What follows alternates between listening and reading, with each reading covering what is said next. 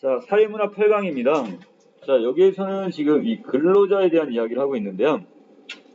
자, 산업 구조가 급격하게 변하고, 자, 비용 절감을 위한 기업 경영 방식이 확산되면서, 자, 기존의 어떤 전형적인 노무 제공 형태와는 다른, 자, 비전형적인 노무 제공 형태가 늘어나고 있대요. 자, 무슨 얘기냐면, 옛날에 코로나 시대 이전에는 지금 우리들이 어떻게 당연하게 출근하고, 그 다음에 퇴근하고, 이런 거라고 생각을 했는데, 요새 같은 경우 뭐 여러 가지 어떤 이유가 있겠지만 뭐 집에서 재택근무를 하던 경우, 자, 그런 경우도 있고 여러 가지 어떤 근무의 형태들이 달라졌단 말이죠. 자, 그리고 더 나아가서 기업의 입장에서는 어떻게든지 비용을 절감을 해야 된단 말이지. 그만큼 이제 경제가 어려우니까. 자, 이런 경우에 자, 이 기존에 있는 전형적인 노무 형태가 아닌 비전형적인 바로 노무 형태들 이게 나타난단 말이에요. 자, 여기에서 노무란 자, 육체 또는 두뇌를 사용하여 일을 하는 것을 우리는 노무라고 합니다. 우리가 보통 얘기하는 일, 이것이 되겠는 거죠. 자, 이때 생산직이나 사무직의 경우는 전형적인 노무 제공 형태에 해당하며 우리가 일반적인 이 생산직과 사무직들은 바로 이 비전형적인 노무 형태로 볼 수가 있고 최근 들어 있는 바로 자, 무급 인턴이나 자, 무급이니까 뭐야? 급여를 받는다 안 받는다? 안 받는 인턴이나 자원봉사 또는 플랫폼을 통한 노무 제공 등은 자, 이거 비전형적인 노무 제공 형태에 해당이 되겠습니다. 자, 그래서 우리가 어떤 그 인터넷 같은 데로 해가지고 어떻게 뭐 이렇게 저기를 시키죠? 뭐 배달시키는 거야 이런 거 같은 경우도 바로 이 플랫폼을 통한 노무 제공이라고 보시면 될 것 같아요. 자, 노무 제공 형태가 다양화됨에 따라 우리나라에서는 우리 사회에서는 비전형적인 노무 제공자의 법적 지위에 대한 문제가 대두고 됩니다. 자, 이것 때문에 이제 갈등이 지금 생기고 있단 말이에요. 자, 비전형적인 노무를 제공한 당사자는 스스로를 근로자라고 주장하고 당연히 근로자라고 자기들은 생각을 하고 있고 노무를 제공받은 사용자 입장, 이 사용자라는 것은 어떤 회사 내지 사장을 얘기합니다. 자, 입장에서는 해당 노무 제공자가 근로자가 아니라고 주장을 합니다. 서로 맞서네요, 지금. 자, 그렇다면 노무 제공자가 근로자인지 아닌지는 어떻게 판단하는 거냐? 그 기준이 뭐냐 이건데. 자, 우리나라 그 근로기준법에는 근로자를 직업의 종류와 관계없이 자, 어떤 직업인지는 상관없습니다. 임금을 목적으로 자, 사업이나 사업장의 근로를 제공하는 자. 자, 이렇게 여기서 정의하고 있습니다. 자, 여기서 또한 임금이란 사용자가 근로 제공의 대가로 지급하는 모든 금품. 이 금품이라는 것은 결국 어떻게 금전적인 것이 될 수 있지만 그거에 준하는 것도 다 포함이 되겠죠. 어떤 금품이 근로의 대가로 지급되는 것이냐를 판단하는 데 있어서는 이 금품 지급의 의무가 있는 근로자와 직접적이거나 밀접하게 관련되어 있어야 합니다. 자, 이때 이 지급의 의무라는 말이 나와 있네요. 자, 이게 뭐냐? 어떤 사람이 근로의 대가를 제공했을 때 거기에 정당하게 이 회사에서는 이 사장이 반드시 지급의 의무가 있어? 이걸 지금 따져야 된다는 얘기예요, 지금. 이거 안 줘도 돼. 자, 이러면 그건 지급의 의무가 없는 거잖아요, 지금. 예를 들어서 아랫부분에 나오겠지만 어떤 회사원이 지금 출근을 했는데 그 사람이 얼마 안 됐는데 이 사람이 결혼을 한대. 그럼 이때 사장 입장에서는 어떻게 되는 거야? 그 사람에게 축의금을 줄 수 있죠. 이런 거는 근데 반드시 지급 의무가 있는 건가요? 아니에요. 그럼 이건 임금이 아니란 얘기예요, 그런 것들은. 이해되세요? 자, 아래로 내려오시면 개별 근로자의 특수하고 우연한 사정으로 인해서 아까 얘기했던 경조사비, 뭐 부모님이 돌아가셨거나 아니면 본인이 어떤 결혼일을 하거나 자, 이런 경우에 만약에 사정으로 인해 제공되는 금품은 이건 임금에 해당하지 않습니다. 이거 지급 의무가 반드시 있는 게 아니기 때문에 그래요.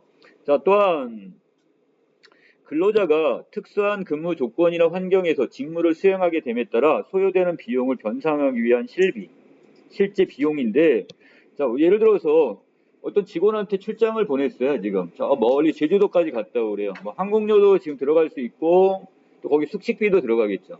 자, 이런 것들은 지금 특수한 어떤 상황, 이 개별 근로자 적이기 때문에, 자, 이런 것들은 어떤 우리가 비용, 이걸 경비로 처리하긴 하지만 이것을 임금으로 보지는 않습니다.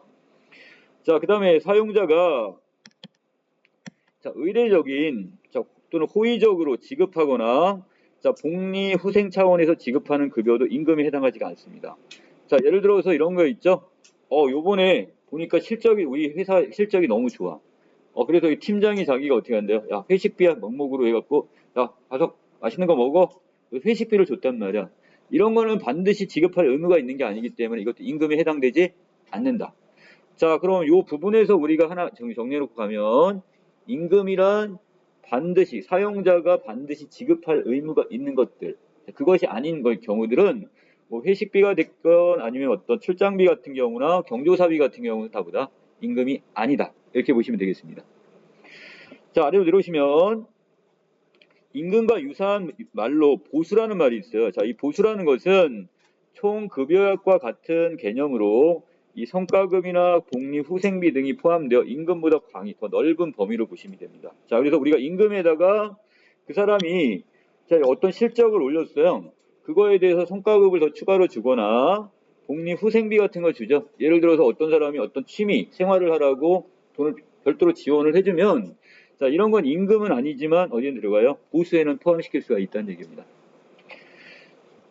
자, 그 다음에 근로기준법상의 근로자에 해당하는지 여부는 바로 계약의 명칭이나 형식의 관계가 없이, 자, 실질에 따라 판단을 합니다. 자, 여기서 계약의 명칭이나 형식의 관계 없다는 말은 노무 제공에 대한 계약이 고용 계약인지 도급 계약인지 위임 계약인지 이걸 따지지 않는다, 이런 말이래요. 자, 먼저 고용 계약이란 당사자가 상대방에게 노무를 제공하고 상대방이 이에 대해 보수를 지급하는 것을 서로 약속을 했어요. 약속으로 정했단 말이에요. 자, 그래서 효력이 발생하는 계약을 고용 계약 이렇게 이야기합니다. 자, 도급 계약은 뭐냐?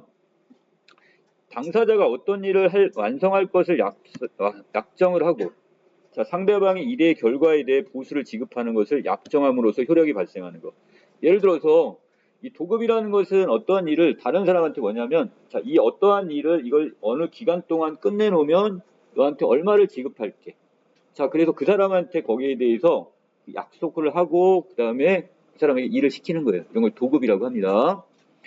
자, 그 다음에 위임 계약이라는 게 있는데요. 자, 위임 계약은 당사자가 상대방에 대하여 사무의 처리를 위탁을 하고, 자, 위탁을 한다고 했어요.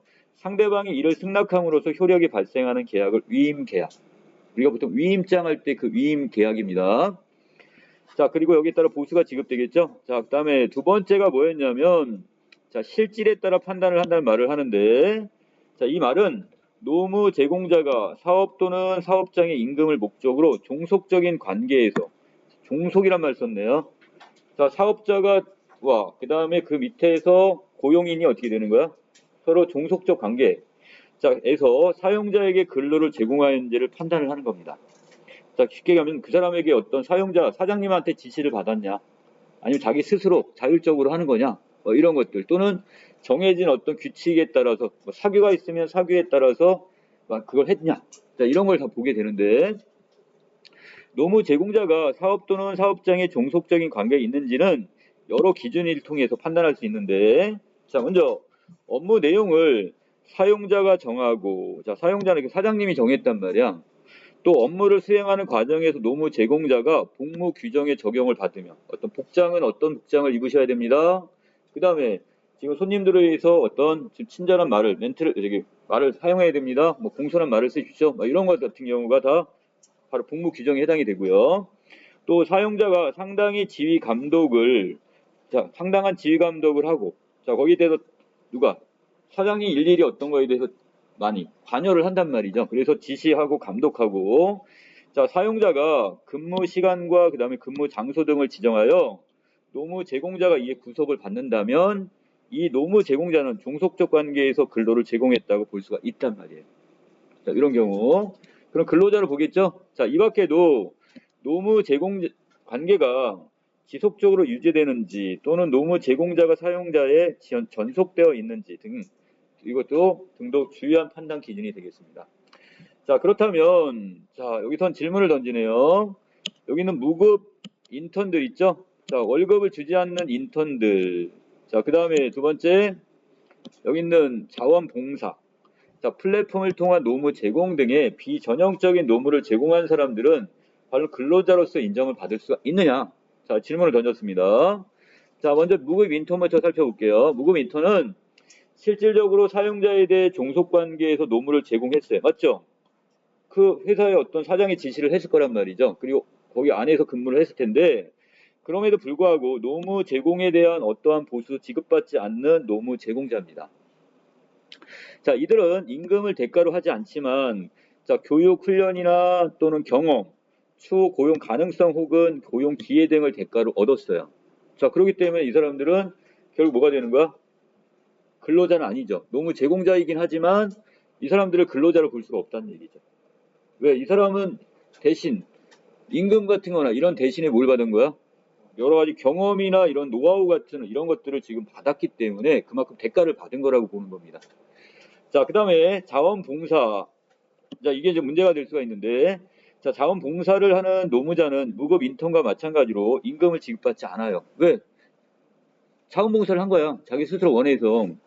자, 자원봉사 기본법에는 자원봉사를 사회 문제 예방이나 해결을 위해 활동하는 기관 또는 단체에 자발적으로 참여하거나 자, 국가의 공익 사업을 수행하고 있는 각종 봉사 조직에 자발적으로 참여하는 것으로 규정하고 있습니다. 자, 이것을 자원봉사 활동 기본법 이 안에 자원봉사를 이렇게 명시를 했단 말이에요.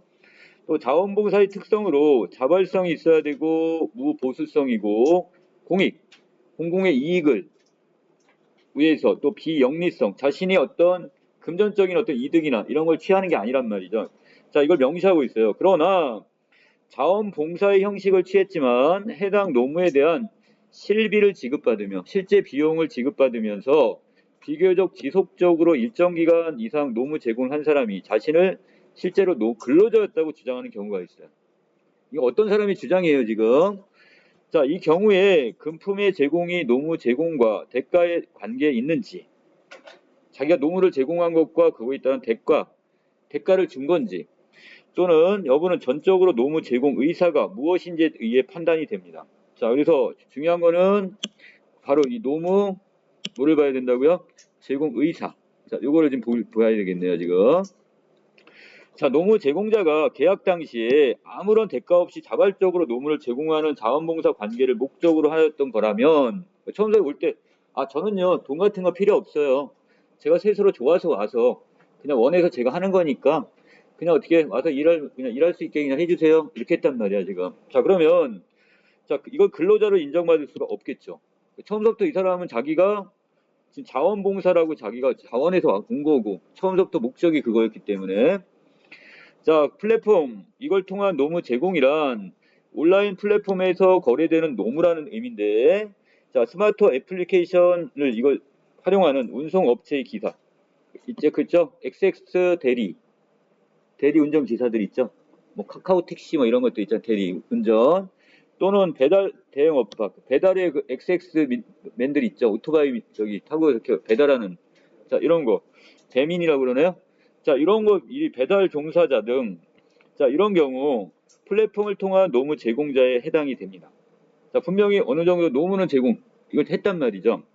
이때 플랫폼을 통한 노무 제공자는 무급 인턴이나 자원봉사 형식의 노무 제공자와 달리 임금을 지급받습니다. 그러나 이 경우 사용자의 직접적인 지위나 감독이 보이지 않는다는 점과 계약 관계의 지속성, 사용자의 전속성 등의 측면에서 볼 때 근로자가 아니라 자영업자의 지위에 더 가깝다는 견해가 있어요.